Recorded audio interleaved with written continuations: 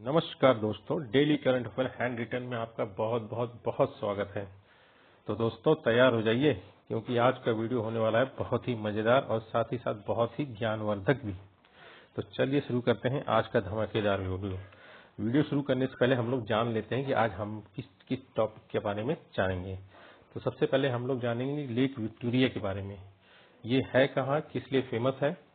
दूसरा हम जानेंगे हमारे पड़ोसी देश इंडोनेशिया के बारे में, इंडिया इंडोनेशिया का क्या रिलेशनशिप है। तीसरा हम जानेंगे कि इंडिया के वो कौन पहले डॉक्टर हैं जिन्होंने सबसे पहले बाईपास सर्जरी की थी, और मैं थी इसलिए बोल रहा हूँ क्योंकि वो डॉक्टर अब नहीं रहे। और चौथी खबर हम जानेंगे 25 जनवरी को क्या मनाया जाता है और उसकी थीम इस साल की क्या है। और पांचवी खबर हम लोग जानेंगे कि 26 जनवरी को ही रिपब्लिक डे क्यों मनाया जाता है। सिक्स हम लोग जानेंगे 29 जनवरी को इसरो अपना कौन सा माइलस्टोन प्राप्त करने वाला है। उसके बाद सेवंथ हम लोग जानेंगे समुद्रयान मिशन के बारे में कि इंडिया कौन से नंबर पर कंट्री आता है जिसने इस तरह का मिशन किया है। उसके बाद एट्थ खबर, ये काफी इंपॉर्टेंट है दोस्तों, क्योंकि ये है खबर एनिमी प्रॉपर्टी एक्ट। क्या होता है एनिमी प्रॉपर्टी एक्ट, मैं ये आज आपको पूरा क्लियर कर दूंगा। उसके बाद नाइन्थ खबर है आपका ध्रुव हेलीकॉप्टर। ये आज मतलब न्यूज में क्यों चल रहा है, ये होता क्या है ना। उसके बाद 10th खबर हमारा एक डिजीज से रिलेटेड है, जो कि मान लीजिए लंग से रिलेटेड है। असम के लोग काफी इससे मतलब जो लोकल पर्सन है, जो मतलब टी बागानों में काम करते हैं या फिर लोकल मजदूर जो है, वो इससे काफी मतलब पीड़ित हैं। तो उसके बारे में हम लोग जानेंगे। चलिए फिर स्टार्ट करते हैं दोस्तों। तो जैसा कि मैंने बताया था, हम लोग पहली खबर जानेंगे लेक विक्टोरिया के बारे में। तो lake Victoria divided among 3 countries, Tanzania, Uganda, Kenya. Tanzania का जो शेयर है 49% है, उगांडा का 45% है, केन्या का 6% है। प्लीज दोस्तों इसको मैप में जाके जरूर देखिएगा और अलग से एक नोट्स भी बनाइएगा। ठीक है दोस्तों। अब ये फेमस किस लिए है, क्योंकि ये अफ्रीका की लार्जेस्ट लेक बाय एरिया है, नॉट बाय वॉल्यूम। वॉल्यूम में तो इसका 8th रैंक आता है, तो उसका कोई आपको जरूरत है नहीं। आप बस ये जान लीजिए कि ये अफ्रीका की लार्जेस्ट लेक है एरिया के हिसाब से, और वर्ल्ड की लार्जेस्ट ट्रॉपिकल लेक है। ट्रॉपिकल आप समझ रहे होंगे, है ना। जो इक्वेटोरियल लाइन होता है और जो 23 degree south, 23 degree half south और नॉर्थ के बीच में जो एरिया होता है वो ट्रॉपिकल एरिया होता है। तो उस एरिया में ये सबसे लार्जेस्ट लेक है। ठीक है। और ये world second largest fresh water lake है as per surface area. First कौन है, फर्स्ट है आपकी लेक सुपीरियर। कहाँ पे है ये, नॉर्थ अमेरिका। चलिए दोस्तों हम लोग दूसरी खबर देखते हैं, इंडिया इंडोनेशिया का रिलेशनशिप। ये मैं थोड़ा नीचे पढ़ाऊंगा आपको, अभी हम लोग छोटी छोटी खबर देख लेते हैं। थर्ड न्यूज है आपका डिम्पल सिंह भाटी। ये काफी न्यूज में रही है, क्योंकि जो रिपब्लिक डे हुआ है उसमें ये पहली वुमेन ऑफिसर हैं जिन्होंने बाइक पे खड़े होकर सैल्यूट किया है, मतलब हमारे प्रेसिडेंट को। और बाइक पे खड़े होकर मतलब आप समझ लीजिए नीचे कोई चला नहीं रहा है, उसके ऊपर खड़े होकर इन्होंने किया है। मतलब एक स्टंट है जो एक मतलब army officer, women army officer के द्वारा किया गया है, पहली वुमेन ऑफिसर के द्वारा, जिनका नाम है डिम्पल सिंह भाटी। चौथी खबर है आपका, जो मैंने आपको बताया था कि वो कौन डॉक्टर हैं जो जिन्होंने इंडिया की फर्स्ट कोरोनरी बाईपास सर्जरी की थी, है ना।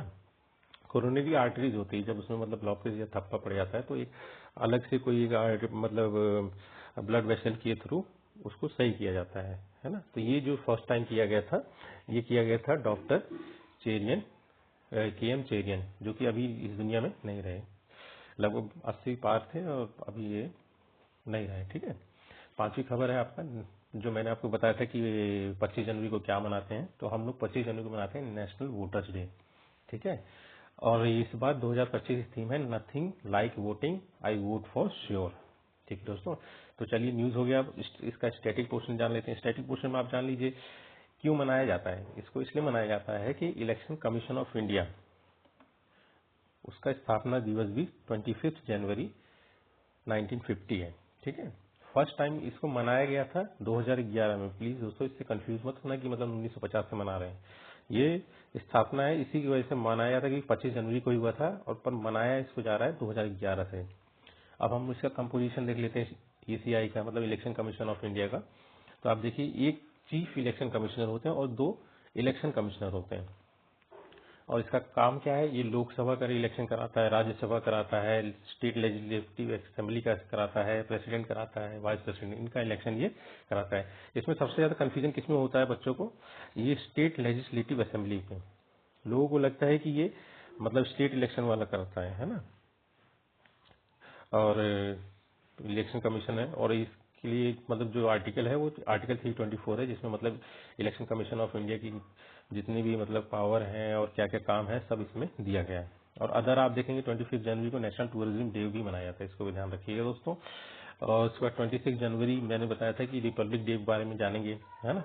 हम लोगों ने जाना कि 26 जनवरी को ये डिम्पल सिंह भाटी, जो कि पहली वुमन ऑफिसर है जिन्होंने एक बाइक पे, मतलब बुलेट थी, है ना, उसके ऊपर खड़े होकर के प्रेसिडेंट को सल्यूट किया है।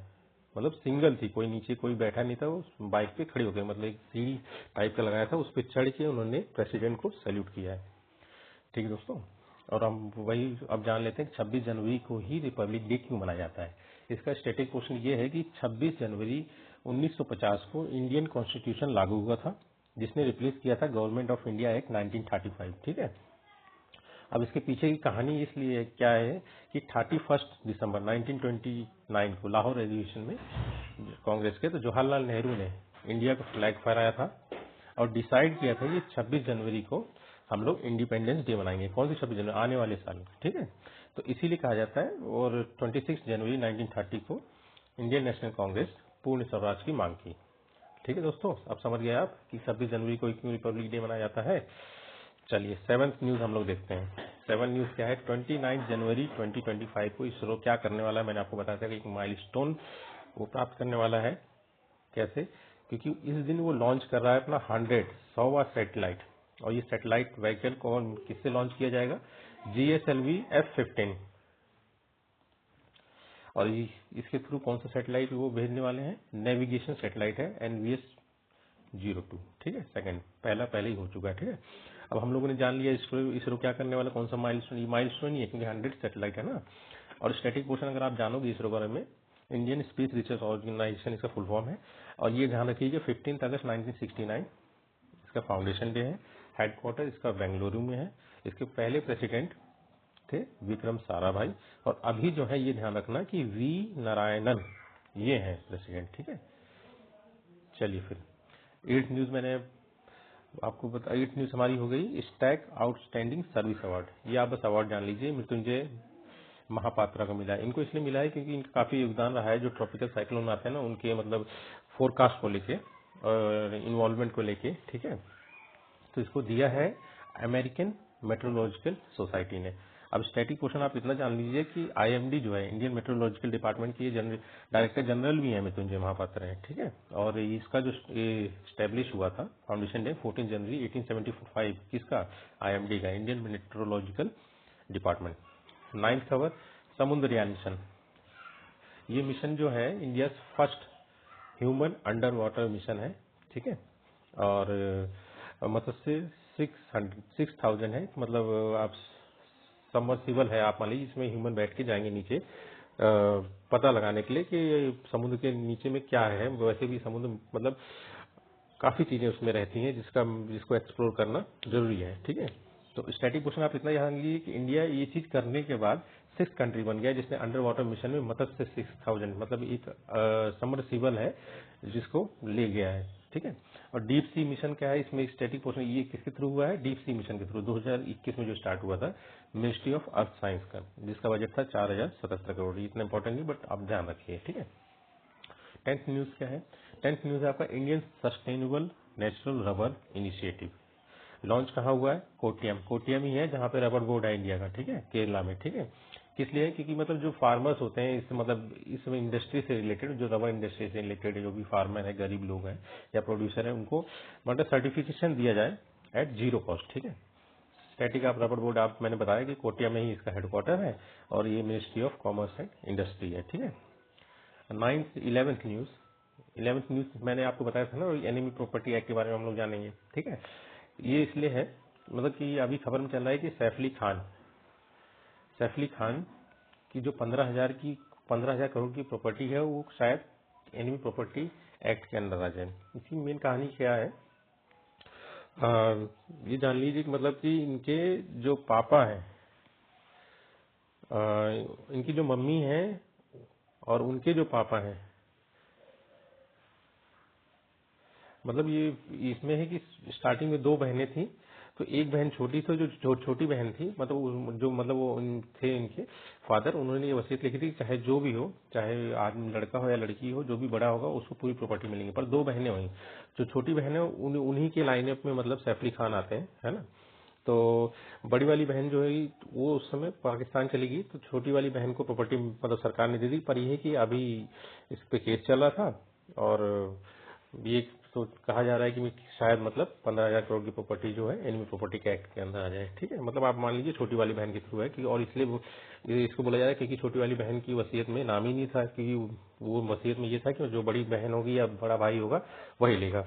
तो जिस लाइनअप से ये आ रहे हैं सैफ अली खान, वो छोटी बहन थी, है ना। छोटी बहन उनकी भी बेटी, वो इनके पिता अलग थे, जिन्होंने शादी किया, फिर ये हुए, है ना। उसके बाद अब मेन इतना ही आप जान लीजिए। और मेन स्टैटिक क्वेश्चन है वो है आपका कि एनिमी प्रॉपर्टी एक्ट आया कब था, 1968। ठीक है, और अंडर दिस दोज प्रॉपर्टी मतलब जो लोग मतलब ये देश छोड़ के मतलब जो इंडिया ने घोषित कर रखा है कि ये हमारा एनिमी कंट्री है, उन कंट्री में जाके बसते हैं, तो उनकी प्रॉपर्टी जो हमारे देश में होगी वो एनिमी प्रॉपर्टी एक्ट के अंडर में आएगी और वो एक एनिमी प्रॉपर्टी कहलाएगी। ठीक है, दोस्तों मेन यही है। बाकी की खबर है, आपको उतना ध्यान रखने की जरूरत नहीं है। मेन करंट अफेयर या फिर आपको स्टैटिक पोर्शन में यही पूछेगा। ठीक है, 12th न्यूज आप जान लीजिए, सम्मान संजीवनी एक्ट। ठीक है, सम्मान संजीवनी एक्ट ये मैं आपको बता चुका हूं पर दोबारा बता रहा हूं। हरियाणा गवर्नमेंट ने लॉन्च किया था, मतलब जो महिलाओं के लिए मतलब स्कीम लाई गई, जैसे ये वाली जो स्कीम लाई गई है महिला एवं किशोरी सम्मान योजना, इसमें मतलब सैनिटरी पैड होता है, जो नैपकिन होता है, 10 से 45 साल की लड़कियां जो होती हैं, औरत जो होती हैं, बिलो पॉवर्टी लाइन के नीचे जो है, मतलब ये कोई एलिजिबिलिटी है, उनको प्रोवाइड कराया जाए। तो ये मतलब इसका मतलब मॉनिटर करने के लिए, ट्रैक करने के लिए इस ऐप को बनाया गया है। ठीक है, और इसको लॉन्च कब किया गया था ये आप ध्यान रखिएगा, महिला एवं किशोरी सम्मान योजना को लॉन्च किया गया था 2020 में 5 अगस्त। ठीक है, अब ये हम लोग मैंने अभी बात किया था ना इंडियन यानी इंडोनेशिया रिलेशनशिप, इसमें जान लीजिए पूरी तरह से जो कि मतलब हिंदुइज्म हो गया, बुद्धिज्म हो गया और बाद में इस्लाम भी जो हो गया, यहाँ से मतलब इंडोनेशिया गया है। ठीक है, तो इसलिए मतलब कल्चरल सिग्निफिकेंस तो बहुत है। रामायण महाभारत मतलब इनके जो आर्ट और फोक होते हैं ना, मतलब ट्रेडिशनल जो भी है, तो उसमें मतलब झलक मिलती है, मतलब काफी इन्फ्लुएंस रहता है। ठीक है, इंडोनेशिया का आर्ट। ठीक है, और बाकी आप अगर मिलिट्री एक्सरसाइज देखेंगे, ज्वाइंट मिलिट्री एक्सरसाइज में आप देखो, आर्मी का अगर देखेंगे तो ड्रोन शक्ति हो गया, नेवी का आप देखेंगे तो समुद्र शक्ति हो गया, और बाकी ऐसे मतलब आप ट्रेडिंग पार्टनर भी देखोगे तो सेकंड लार्जेस्ट है। मतलब आप जान लीजिए काफी इम्पोर्टेंट है, एशियन कंट्री में सेकंड लार्जेस्ट। ठीक है, not in the world, Asian जो कंट्री है। ठीक है, और इंडिया जो है इंपोर्ट क्या करता है, मतलब उससे क्या खरीदता है, कोल हो गया, क्रूड ऑयल, पाम ऑयल हो गया, रबर हो गया, और बेचता क्या है, रिफाइंड पेट्रोलियम हो गया, टेलीकम्युनिकेशन इक्विपमेंट हो गया एंड एग्रीकल्चर प्रोडक्ट्स। ठीक है, अब 14th न्यूज क्या है, न्यूज है एडिटोरियल है, ये checklist for the Dhruv helicopter investigation.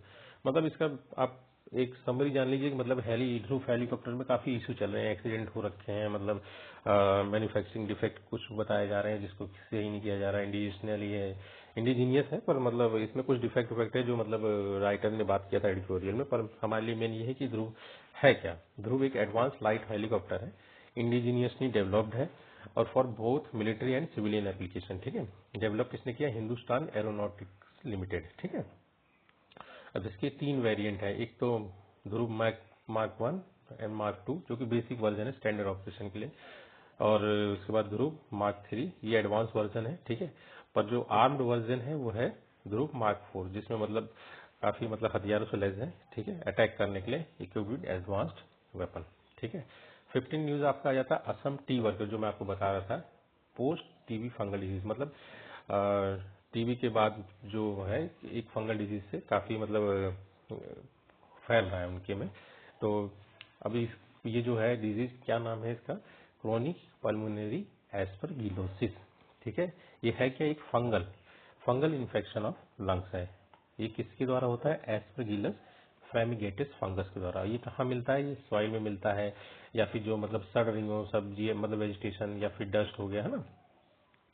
ये किसमें होता है, जो जिसमें पहले से मतलब लंग कंडीशन काफी खराब हो या फिर इम्यूनिटी वीक होती है ना, उन्हीं में होता है। मतलब आप समझ लीजिए या रिकवर कर रहा हो टीबी से, occurs in individual with pre existing lung conditions और weakened immunity such as those recovering from TB. इसका रिस्क फैक्टर क्या है, मैंने आपको वही बताया ना, जैसे कि कुछ पहले से लंग से रिलेटेड डिजीज हो, जैसे टीबी हो, सार्कोइडोसिस हो। ठीक है, या फिर इम्यूनिटी से बेस्ड हो, जैसे HIV एड्स हो या फिर ऑर्गन ट्रांसप्लांटेशन कैसी चीजों में होता है, और माल न्यूट्रिशन या फिर पुअर माल न्यूट्रिशन और पुअर लिविंग कंडीशन भी आप जान लीजिए, इसके लिए रिस्पॉन्सिबल है। सिम्टम आप जान लीजिए, जब आप जान रहे हैं लंग से रिलेटेड है, क्रोनिक कफ है, मतलब 3 से ज्यादा महीना हो गया है, या फिर हेमोटाइसिस हो गया है, मतलब खून आ जाना खांसते खांसते, वेट लॉस, पर इसको पता ही नहीं चलना मतलब क्यों हो रहा है वेट लॉस। मतलब ये होता है ना कि समझ आता है कि खा नहीं रहे या पी नहीं रहे तो नहीं वेट लॉस हो रहा है, पर ये वेट लॉस ऐसे होगा आपको समझ ही नहीं आएगा कि क्यों हो रहा है। ठीक है, वीकनेस हो जाएगा, ब्रीथिंग प्रॉब्लम हो जाएगा, सांस लेने में दिक्कत हो जाएगा। ठीक है, ट्रीटमेंट इसका एंटी फंगल थेरेपी, ऑब्वियस सी बात है, अगर फंगस है तो एंटी फंगल थेरेपी होगी। ठीक है, सर्जिकल में आप समझ ही रहे हैं। एडजेंट थेरेपी मतलब कुछ मतलब एक्स्ट्रा एफर्ट देके, मतलब खाने पीने में या फिर देख रेख में करके, तो मतलब विदाउट सर्जिकल मेथड से भी एडजेंट थेरेपी करके भी आप कर सकते हैं। ठीक है, उसके बाद 16 न्यूज है आपका। वही रिपब्लिक डे में आपको जो मैंने बताया ना, उसकी एक थीम जो रह गई थी, तो मैं इधर टाइप कर दिया, स्वर्णिम भारत, विरासत एंड विकास, क्योंकि उसमें मतलब नोट्स खराब हो जाता, इसीलिए मैंने अलग से लिख दिया। ठीक है, इस बार की थीम में स्वर्णिम भारत, विरासत एंड, मतलब विरासत और विकास होगा। ठीक है, वही है एंड, मतलब उसके बाद एक ये श्रीलंका के बारे में न्यूज थी, तो मैं सोचा आप इसके बारे में इतना जान लीजिए। मतलब कमर्शियल कैपिटल इसकी कोलंबो है, एडमिनिस्ट्रेटिव कैपिटल इसकी श्री जयवर्धनेपुरम कुट्टे है, और एक कच्चा दीव आइलैंड है जिसके ऊपर विवाद चल रहा है, क्योंकि इंदिरा गांधी ने अपने समय में श्रीलंका के जो पीएम थी उनको गिफ्ट कर दिया था, श्रीलंका को गिफ्ट कर दिया था, जो आजकल काफी चर्चा में है। क्योंकि हमारे मछुआरे वहां पे अगर जाते हैं, जाल बिछाते हैं, अरेस्ट करते हैं, तो मतलब श्रीलंका की जो नेवी है उनको पकड़ के ले जाती है, जेलों में बंद कर देती है ना। बाकी और वैसा कुछ नहीं है, और पाक स्टेट भी वहीं पे है ना। और पीएम इनका देखेंगे तो आप हारेंगी अमर सूर्या है, प्रेसिडेंट अनुराग कुमार दिसानायका है। ठीक है, और 18 न्यूज आप जान लीजिए। ये थोड़ा है कि वनडे में आ सकता है, जैसे कि cricketer of the year T20 international में अर्शदीप सिंह है, किसके लिए, 2024 के साल के लिए।